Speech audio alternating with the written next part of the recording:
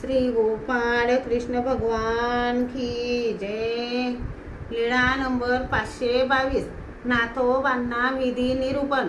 भक्तजन गंगेकडून आले, सर्वज्ञांजवळ बसलेले होते। तेव्हा सर्वज्ञ म्हणाले, टिळे लावले हो ये गंगा तीर। मग सर्वज्ञांनी नाथोबांना विधी सांगितला। सर्वज्ञ म्हणाले, मंडळीका, तुम्ही यांना रोज टिळा लावावा आणि आम्हाला तिथीवार सांगत जावे। ते म्हणाले, हो जी। मग त्यांनी त्याच वेळी गंध उगाळले आणि सर्वज्ञांना सभा मंडपात पूजावसर केला। भक्तजनांना टिळे लावले। सर्वज्ञ श्री चक्रधर स्वामी खूप दयाळू, मयाळू, कनवाळू, कृपाळू आहेत। आता आपण सर्वज्ञ श्री चक्रधर स्वामी यांची आरती म्हणूया।